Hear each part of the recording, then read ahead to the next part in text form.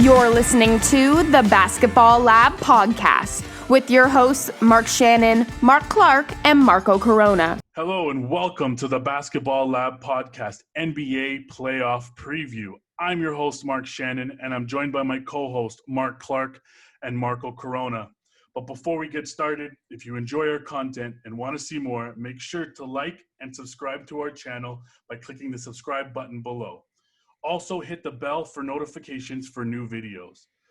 Now back to our regularly scheduled program and jump into the NBA playoffs, which, if it's anything like the race for the 8th seed, we're in for a roller coaster ride of action. I guess we should just jump right in. And like I said there, Marco, what do you think of the Bucks versus the Magic, the 1 versus the 8 seed? Bucks in 2. Bucks in 2.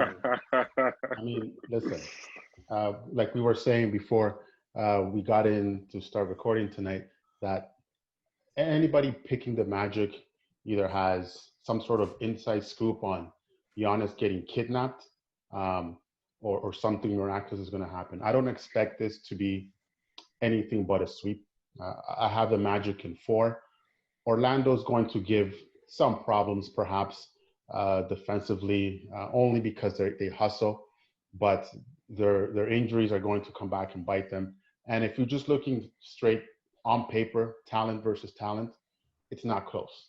And I say that respectfully to Orlando, because I think they're a good young team that's up and coming, right? But this one's a wrap for me. It's Bucks in 4. It's over. I gotta agree with you, Marco. I've got the Bucks in 4 too as well.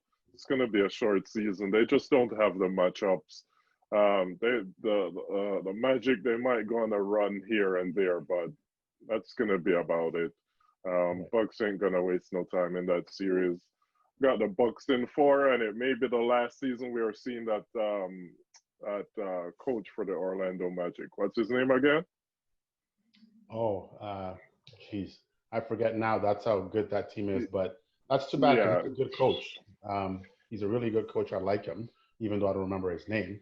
But I mean, I think that they've stretched that roster as much as they possibly can. Again, it's not because lack of effort. Is right now they don't have the talent. They don't have the depth. So.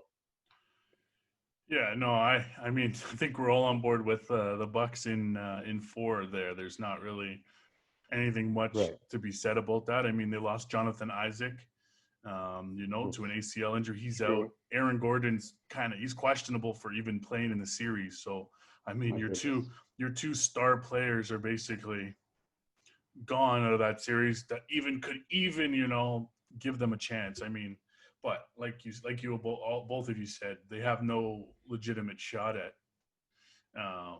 winning this series. There's not a chance.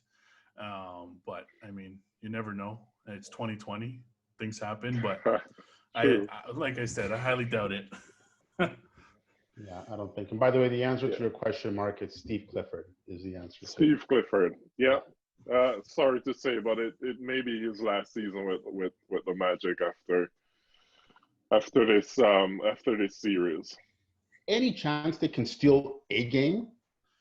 Like maybe if Milwaukee's up 3-0 and they chill out, or are we just like is consensus? It's a sweep and we should just move on to the next one. It's just impossible at this point, unless Giannis gets injured. God forbid. No one wants to see any player gets injured. No. I mean, even if Giannis is not playing, I just don't see it. They don't have the depth. They don't have the length. They don't have the talent. They just don't match up very well. Yeah, I think like if they had Isaac and Gordon both playing, it might have been they might have had a chance to steal one, but even that was a long shot, even with both those guys. So I mean, like we all said, Bucks in 4. I mean, we might as well move on to the next series. It's probably going to be a little bit more tough this series, but the number 4 Pacers versus the number 5 Heat. So Marco, what are your predictions on that one? This one is actually, believe it or not, is the one that I spent the most time in thinking about in the East. And based on my, comments about the Heat in the past over the previous 2 episodes, I had no choice. Well, I had a choice, but I stuck with my gut, and I'm saying Heat in the long one, Heat in 7. I think this is a back and forth matchup. I think that the Pacers are going to give the Heat all they can handle. Now, I know that they're missing Sabonis, which is a big, big hole to fill, but I think that they're well coached. They have the grit, talent-wise. To be honest with you, I think it's sort of a wash outside of Jimmy Butler. But I think eventually the Heat get it done. The reason I set the Heat in 7, by the way, I find that the Heat going through these stretches where they just don't score. They can play defense, but there's stretches that just don't score. And so do the Pacers, right? Oladipo's status, I mean, I think he's good to go fully, but this is not the same Oladipo that we've seen over the past 2 years. So I think a lot of the matchups canceled itself out. I mean, Bam is great. And obviously, like I said, Jimmy Butler and Tyler Hero on the one side. But I think this is going to be a back and forth. I wouldn't be surprised if these two teams trade blows.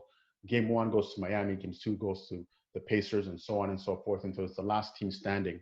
And the last team standing in this one will be the Miami Heat in a long, entertaining series, 7 games, Miami. Hey, let's get back to reality for a bit here. Pacers are a good team, but they're not that good to draw out this series. I got Heats in 5. I'll give Pacers 1 game. Wow. I mean, they don't have Sabonis, as you said. Butler has TJ Warren's Put some respect on the Pacers. it's not. Hey, listen, they've lost to them twice. The Heat has won the regular series, I think 2-1, or was it 3-1? Something like that. I know regular season doesn't really count in the playoffs, but the Heat has a Pacers number. TJ Warren is putting all his energy on Jimmy Butler. Jimmy Butler, he says that beef is over. They're just not gonna go that deep into it. I have the Heat's winning in 5. I mean, I think I'm sticking with the same script in terms of the Heat. I do think it's going to be a tougher series than people are giving them credit for. The Pacers are credit for. I mean, yeah, Sabonis isn't there. Yeah, they're going to have a hard time. They struggle getting to the free throw line. They struggle hitting threes. They in terms of 3-point attempts, they don't take a lot of 3-point attempts. They don't take a lot of free throw attempts at the line. But one thing you got to factor into that is Victor Oladipo could be back in this series. So, I mean, he probably won't be the same Victor Oladipo before the injury, but still, he's a key contributor on a team that doesn't have very much else other than TJ Warren right now. I mean, do I see that Miami is going to lose this series? No, I don't see them losing this series. So I have the Heat going in 6 for sure. Miami did sweep the series, season series this year, not including the last game because everybody was, everybody was out. But the margin of victories between all those games was 12.3. I mean, so it's not like the games were even close between the Heat and the Pacers, right? So, and like I said, I mean, like you said, Jimmy Butler is there. Jimmy Butler's playing with a chip on his shoulder. He wants to show everybody that he's that guy. He could lead a team to a title. I mean, will he lead a team to a title? That's up for debate. I mean, we could debate that for days here, but Jimmy and Bam are 2 key contributors on that team. Without a Domantas Sabonis there, I don't really see, unless Miles Turner could really, step up there. But step up, yeah. I don't really see it. Excuse me, but that's the beauty about any playoff scenario in any sport. Yeah. You never know who that one player is that's going to come out of nowhere that is a filler in your fantasy roster, and then all of a sudden that one player is like, whoa, I didn't know that one guy can do that off the bench, right? Some guys have no pressure. Some guys may be on a contract here, right? Whatever the case is. And then that's when the Knicks come in knocking and give that guy a max contract. But nonetheless, you never know. Again, both teams are well coached. Eric Spoelstra, we talked about this on our other segment the other day about coaches, is one of the great coaches that we've seen in the last 10 to 15 years. But again, I think by this much, which means probably Heat in 4.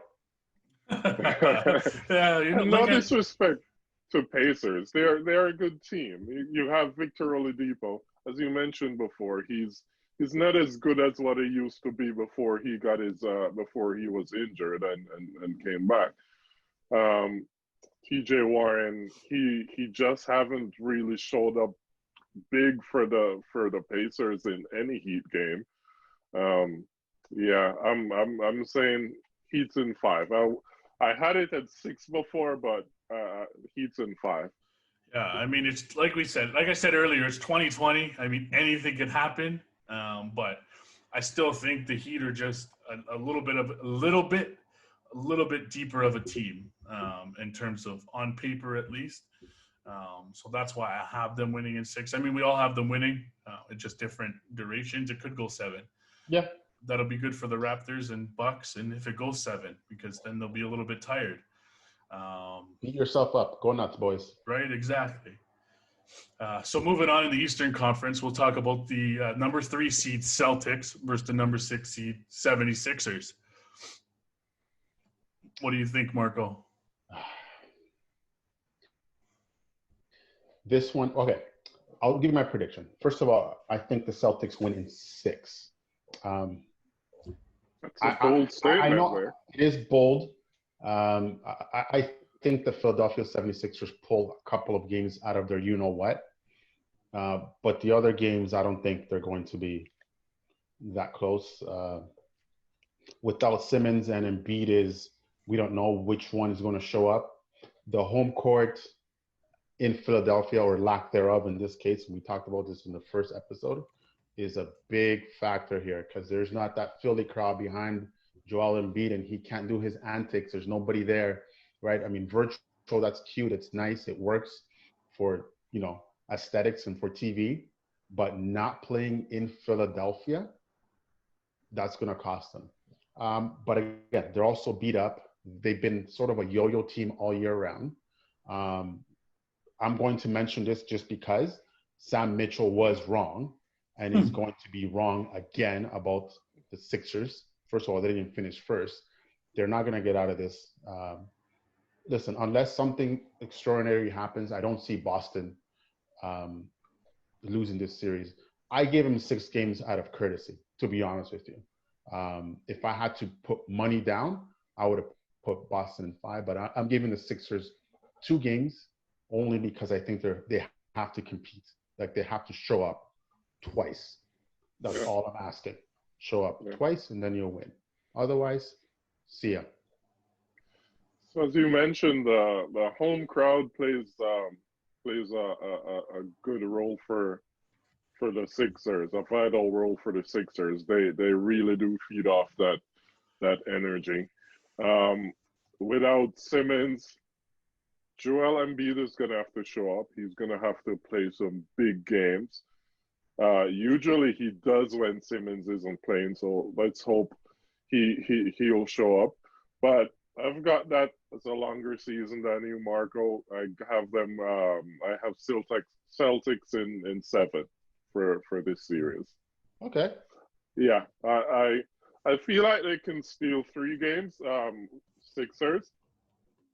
Again, we're gonna need to see Embiid show up big time. But they have some good pieces.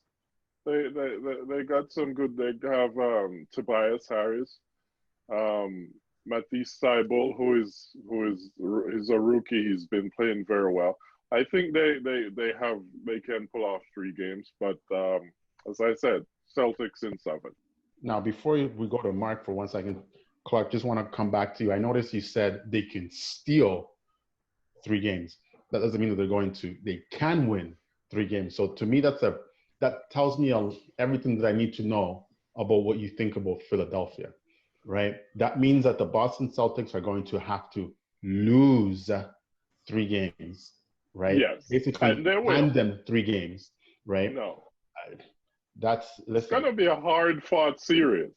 No, there's no doubt there's going to be intense. Those 2 teams have seen each other, quite a bit over the last 3-4 years. Personally, I don't trust Brent Brown. I don't know who does. He's a good guy. I'm sure he is, but we've seen it. Crunch time. If you're asking me to pick just on coaching alone, I'm taking Brad Stevens over for Brent sure. Brown. Just right now, the Philadelphia 76ers are sort of all over the place. And it hurts me to say Boston, but, facts are facts. Yeah, I agree. You kind of don't know what to expect from the Sixers. Well, that makes it fun to watch. I will say that. It makes it interesting and exciting. Yeah. And yeah. I think Boston will drop the ball in 3 games, and Sixers will pull it off by a couple or a few points. But Celtics in 7. All right. Yeah, so I'm gonna say the same thing. I have the Celtics in 7 as well. The season records don't matter. Obviously, they don't have Ben Simmons. I get that. 76ers were 3-1 against them this season, but Boston's interior defense, don't get me wrong, Dominic Dice is pretty good, but he's guarding Joel Embiid for 7 games. Joel Embiid's going to have a game here or there, or he's going to have one of those big games. You guys talk about stealing games. I don't know about stealing games, but I think Joel Embiid could win a game or 2 at least by himself out there. But the 76ers aren't a bad team in terms of, like you said, they got Thibault. What's his name's coming off the bench? Horford's on the bench there. The Sixers seem to forget about him that he's there, but, he's there. Tobias Harris. They're not horrible. They're not horrible at all. Losing Simmons is going to be huge. If Simmons was there, I think that's I think we're all giving different answers and different in terms of length of series. I think Marco might stay from 5 to 6, but he said 6, so maybe 6 to 7. Yeah, sorry, 6, right, Marco? Yeah, he said 6. Yeah, sorry, 6 to 7 at least. We all might be saying 7 right now, but I just think Embiid's going to be that X factor in that series. If he could turn it on, sometimes he's unstoppable out there when he's hitting baskets. But then again, one person can't do it all. Right. I hope Kawhi taught him a good enough lesson last year for him to step up and turn it on this season or this playoff. Gasol's been doing that for 2 seasons now. We talk about. I think he's still having Gasol nightmares in Spanish too. So I don't know, Senor Embiid. Yeah. Speaking of Gasol, we move on to the Raptors here. Number 2 Raptors versus 7 Nets. I have the Toronto Raptors in 5. The Brooklyn Nets are a good team. They've fallen on hard times with injuries and whatnot this year. I think going forward, we have a different discussion, when they're fully loaded. They have a good feisty team. That game, and I texted you guys over the chat the other day that maybe Brooklyn showed a little bit too much that game against the Portland Trail Blazers, but regardless, I saw a lot. I saw a lot of fight. I saw a team that's feisty, but I saw a lot of holes also, right? There's some leaks in that team, and I don't know if it's because of talent or whatnot. LeVert is going to be a very, very consistent star going forward. I think he already is a very good player. They have some pieces there. However, you're talking about the reigning, defending champions, the Toronto Raptors, who have come here for one reason and one reason only, to defend the title. And the Brooklyn Nets are going to put up some sort of fight. I think the Raptors have a bad game, perhaps, and Brooklyn steals one in Orlando. But again, it might be one of those things where the Raptors give them that game, not because they want to, but there's just one of those nights that the ball doesn't go in the hoop, or the defense is leaky, or turnovers, or reps, or whatever the case is. But this series will not and should not go past 5 games. Too much talent, coaching, shooting, leadership. Raptors in 5. Move on. Marco, are you saying Raps in 5 because the Raptors are known to lose their first playoff game? But yeah, I listen. Traditionally, yes. I think it's been once in franchise history where they won the first game, but I don't think it matters. First of all, I don't think we have a Orlando repeat. I think the jitters are gone. I don't see that happening. I think the experience is from last year is so valuable. There's so much currency in that. Even if the Raptors were to somehow drop the first game, they can just win the next 4 in a row. I don't think it matters, if they lose the middle game, the last game, whatever, the last game before clinching it, it's fine. I'm not worried about this team at all. This is the most calm I've been going into any first round series in many years since the Kyle Lowry era. I feel good about our chances, and that's no disrespect to Brooklyn. That's not what I'm trying to say. I'm not trying to be arrogant. This team is ready to play, right? This Raptors team is ready to defend their chip. It's in 5. I'm gonna start off by saying the Nets, they have some good pieces. They'll be good next season when they get back KD and Kyrie. But yeah. Raps in 4, baby. Wow, that's all. Raps in 4. Okay, that's all I'll say. Keeping it short and sweet. All right. Yeah, I agree. I think Raps in 4. I mean, like you said, I think the only way the Nets win a game is if the Raptors lose the game. I mean, the Raptors have to outshoot not go cold from the field, and the Nets have to hit threes like they have been throughout the bubble so far. Joe Harris, all those guys are going to have to, start hitting shots consistently all the time. But they're also dealing with one of the toughest defenses in the NBA. Like you're not going up against a team that's just going to let you hit the paint, get off the dribble, no problem, drive to the lane, give you tons of open shots. Right? They're not going to do that for you. So I just think the Raptors championship DNA, they've already won a championship. They have that DNA. They know, like you said, they went there to win a championship. That's what they went there to win. And I don't think they're coming out with they want to come out with anything less than that. And they're going to put the pedal to the metal in 4 games. Perhaps have something to prove. There's no way Nick Nurse is going to go down there and let the Nets steal 1 game from them. As you mentioned, they would have to lose the game, but I don't think the Raptors would have to lose a game. They would have to literally throw away the game for Nets to win 1. Raps in 4. All right, moving out to the Western Conference now. I mean, we might as well start off with the number 1 seed Lakers. First, the play-in Blazers, the 8 seed Trailblazers. What do you think, Marco? What do you think of the Blazers' chances of maybe knocking off the Lakers? They will not knock off the Lakers, but I think this is going to be a wake-up call for the Lakers. Sticking with my thoughts from before, I think the Lakers are still the best team in the West. I know they've been playing possum in the bubble. They've been self-load managing themselves with, what did they call it? Fake injuries, finjuries? Yes, I've been calling it finjuries, fake injuries. Right? And you got to do what you got to do. It's fine. Damian Lillard can win you 2 games by himself. That Portland defense is awful. Awful.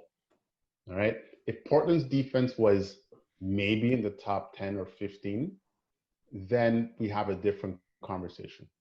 But to me, at the end of the day, you still have number 23 on the other side. You have Anthony Davis. And I know Nurkic is playing phenomenal since he's come back, and he's playing obviously with the heavy heart after the passing of his grandma. So there's an emotional, aspect to that. But at the end of the day, until proven otherwise, at least at this stage, LeBron's not going out in the first round, guys. Sorry, it's just not going to happen. And I'm sure that he's hearing all the chatter about what's wrong with the Lakers. Are the Lakers ready? They don't have enough shooting, which, has been inconsistent at most. But their defense is top 5 in the league. They have arguably one of the top players in the world, period, in LeBron James and also Anthony Davis. And I think that they're going to need some help in the supporting cast with Kuzma and the other guys off the bench. Danny Green has won championships, so your favorite guy, I'm sure you'll hit a couple of shots, right? Hopefully. And kudos to Portland. They've been battling for a playoff spot even before the pandemic hit. So they've been on playoff mode for pretty much the entire year right now. I think they run out of gas. Okay, without a good defense to back them up, Damian Lillard can go off for 50 and they can still lose by 10. If the Lakers defense locks down the way they should, and I expect them to, Lakers in 6. Damian Lillard is going to have a heck of a series, but at the end of the day, the better team overall is going to win. Lakers in 6. As you said, the Lakers, they're going to get they're in for a wake up call in this series. This is a really good series. It's a series that I've been wanting to see. I think it's going to be a longer series than Marco is predicting. In the end, it's going to come down to experience. Got some championship DNA in LeBron, Danny Green. I'm saying Lakers in 7, but it's going to be a hard-fought series for the Lakers. They need to step up. They need to get themselves together, get their house in order, or when Dame time come in, he could sneak in and win that 7th game. But I'm saying Lakers in 7. You mean the Blazers, not Heat? Dame wishes he was on the Heat sometimes, right? Did I say Heat? You did. Blazers. East Coast time. Right. I'm going to say the same thing. I think Lakers in 7. The Lakers the peak team we saw before the bubble? Before the pandemic hit? No, I don't think so. They're missing Avery Bradley. Is Avery Bradley he's a big piece to what they had going into the pandemic there and what their record is. Rajon Rondo, you don't know if he's going to be able to play. Their offense wasn't and that's the thing. Everybody puts their offense wasn't that great. But even during the season, they finished outside the top 10 in offensive rating in this season. And we're not even talking about the bubble, because the bubble they finished dead last. But a lot of that has to do with sitting stars, sitting players, and I get that point. But they were just inside the top 10 coming into the bubble, and now they're outside the top 10. I think there is a little bit to worry in terms of the bubble. In terms of the offense. You also have Dame Lillard's coming in there with a chip on his shoulder. He's got something to prove, and he said it before. He packed for the finals. He didn't pack to go home in the first round or not make the playoffs. He packed to stay as long as he could. You know what I mean? So I think he's coming with a chip on his shoulder. We know CJ's battling that back injury. Is he going to be able to help put up points? I don't know. In terms of take over games and help. You also have Melo. I know you don't like Melo, but Melo's there. He's stepped in and helped out pretty well. Nurkic came back. Nurkic has looked good, definitely offensively. He is missing a step defensively. They are still struggling defensively, and that was part of their defensive problem during the season, was they didn't have an interior presence. They were relying on certain guys that weren't Nurkic. Right. But he hasn't really been good during the bubble either. So I think that is going to play a factor. But I still think the Lakers and LeBron James turn on that playoff switch, and they just go. They just get better as the series goes on. Okay. All right. Moving right along. All right, so we'll move on to the number 4 Rockets versus the number 5 Thunder. I think that one's going to be that's going to be the big topic for us all. So, Marco, what are your predictions? What do you think is going to happen in that one? I think this is going to be the best. This is the second best series of the entire playoff format right now, East included. And the Russell Westbrook injury is going to be a big factor in this. And I'm going completely opposite of what I would have done at the beginning of the year. I'm taking the Oklahoma City Thunder in 7. This is not an upset, guys. This is a 4-5 matchup. So let's not. Well, actually, pardon me. The Thunder are the 5th rated team. Yes. So, but to me, if the 5th beats the 4th, it's not an upset per se. Now, on paper, obviously, you have James Harden and the Houston Rockets. Listen, I think the Thunder have nothing to lose. They're playing with house money. They've been very steady all year. I trust Billy Donovan to come up with the scheme on defense versus, well, you know who in Houston, D'Antoni, to come up with any sort of defensive scheme. He's the Mike Martz of basketball. So to me, honestly, this is going to be a great series. So I have a feeling somebody's going to get kicked out of this one game. There's going to be a lot of texts. This is going to be as close as a hockey series for the hockey fans listening as you're going to get. Give me the Thunder in 7, man. I like their chances. And if Westbrook is not coming back at all, to my knowledge, at least not for this series, that's a big hole. The Canadian King Alexander is playing great. CP3 is playing great. The big Aussie, is he Aussie or New Zealand? Yeah, it doesn't matter. Aquaman, Steven Adams. Oh, that's right. That's who we're referring to right there. Not the greatest, but I think he does his job. And of course, their bench has been playing well all year long. So I'm taking the Oklahoma City Thunder in a very entertaining 7-game series. I'm going to keep it short because time is against us here. It's a really good series. I really do like this matchup. OKC, Chris Paul, he's playing with a chip on his shoulder. Rockets, they're going to want to prove something to Chris Paul or to OKC. I'm going to go with Rockets in 6. I don't see OKC stealing this series. It would be a really good upset. I mean, I would love to see OKC win this series, but I'm going to go with Rockets in 6. And that's my final decision. All right. I'm gonna go with the Thunder in 7 on that one too. I think that the Thunder are. I just think they're a little bit better team, and you got to look at the Houston. They're the worst defensive rebounding team in the NBA.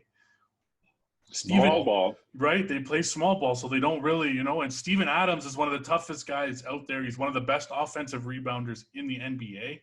I mean, if he's pulling down rebounds off of missed shots and getting it out there to Shai, to CP3, to Gallinari, Andre Robertson, you got Dennis Schroeder. There's a lot of guys on that team. Without Westbrook, Harden's got to shoulder that load by himself. I don't know if he's going to be able to do that. And I know he could score. We all know that. But can he win games by himself? And will the Rockets to a 7-game series win against the Thunder? I don't think so. You still got Eric Gordon, eh? Don't forget about him. Yeah, but he's nicked up though, right? Yeah, he's nicked up, and he hasn't been that great this season compared to what he was last year. He was a lot better last year than he was this year.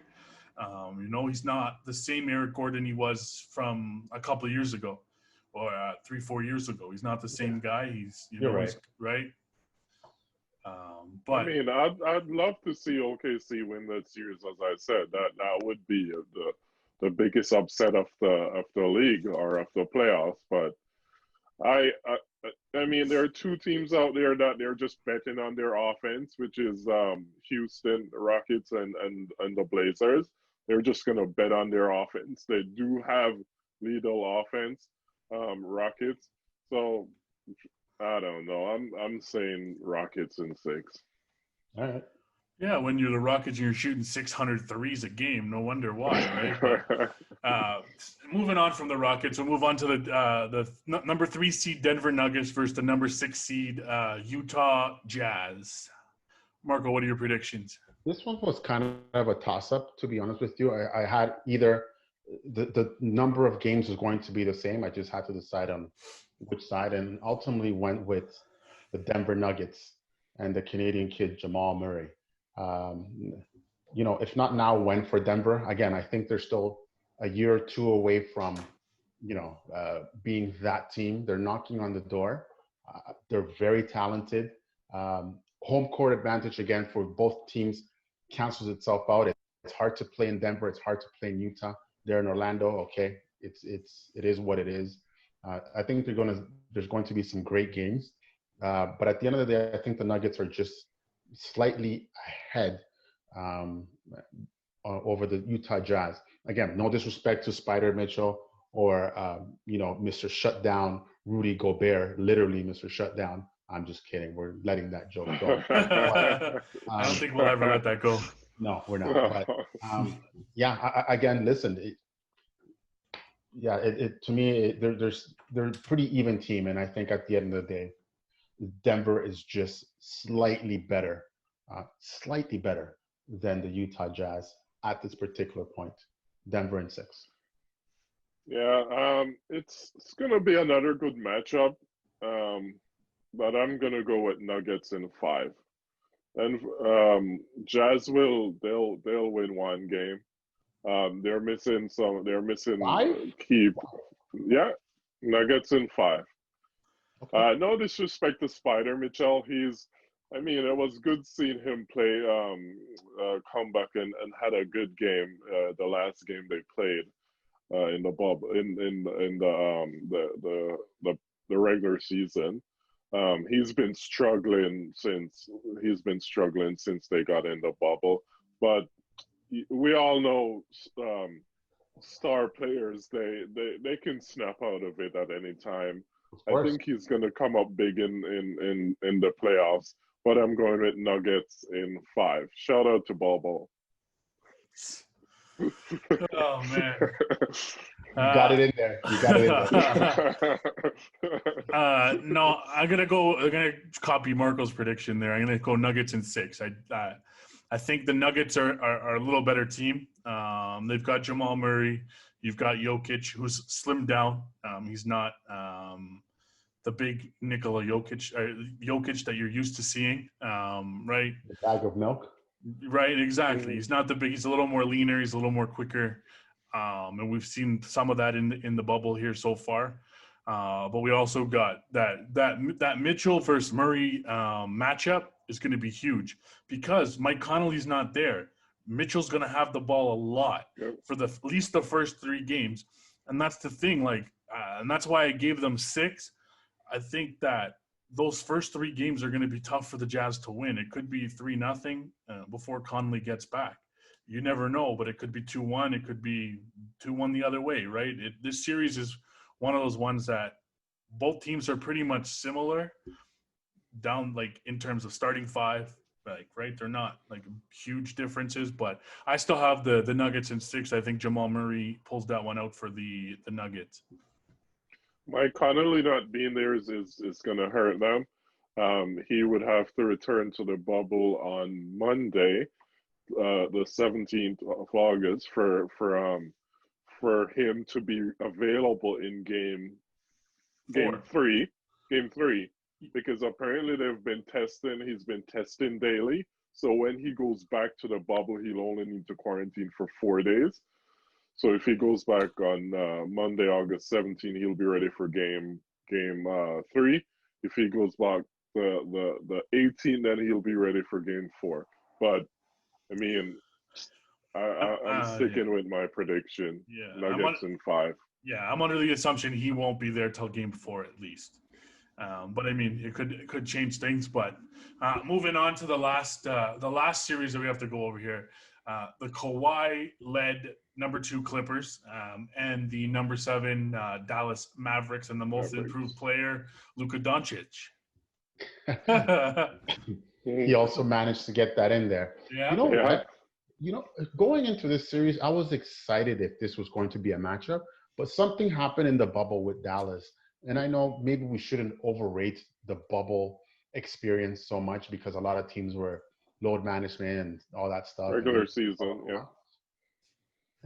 I'm not feeling good about Dallas. I love Luka Doncic. Don't get me wrong. And I think their team is, again, one of those other young teams in the West that's going to do something and add another piece because, you have Porzingis and you have Luka. And, Mark Cuban loves to make a splash. I don't have a good feeling about this. I have it respectfully, the Clippers in 5. I'm going to give the Dallas Mavericks 1 game. But if it's a sweep, I would not be surprised, honestly. There's something, they're just not right at this particular moment. And the Clippers are poised to get to that Western Conference Finals against that other LA team that you may have heard of before. So, it might be a fun series in the sense of you might see some high-scoring games. The Clippers defense sometimes goes to sleep in certain games. However, it's a playoff Kawhi is here. All right. Yeah. Sweet Chicken Wing Williams will come off the bench. Montrezl Harrell is back as well, which is a big factor. It's a wrap. Clippers in 5. Yeah, I mean, I agree. There's just been something off with the Mavs since they've been in Orlando in the bubble. They don't look like the team that they were prior to the pandemic, prior to them arriving in the bubble. I think it's gonna be a short series. It's not gonna be dragged out too long. The Clippers have Kawhi. They, as you said, they have something to prove. They want to make it to the finals, to the West Finals. So I'm gonna go along with you, Marco, and I'm gonna say Clippers in 5. Yeah, I mean, I'm going to stick along that lines too. I say Clippers at 5. I think that the Mavs could still win. I mean, we've seen the Clippers give away games here and there during the season and in the bubble. But like you said, playoff Kawhi is a different Kawhi. He's a different beast when he gets into the playoffs. He's one of the best defenders when it comes to playoff time. Paul George is arguably a top 10 player when he's on his game. He's a really good defender as well. I love Doncic. I love Porzingis. I love what they have going in Dallas. I think they've got another year or two before they're even in the top 5 in terms of contending. But they have a solid team down there, and I think they're going to be a force to be reckoned with down the road. But I just think the Clippers' power in terms of their talent and their 4 guys above 18 are going to be too much for the Mavs. Yeah, Mavs are they're a young team too, so experience is always gonna I hate to say trump over. I see what you did there. Yeah. We can edit that. Over the youth, but yeah, it's gonna be a short series. It's gonna be a wrap in 5 for the Clips. Yeah, I agree. So, thank you for listening to the Basketball Lab podcast NBA playoff preview.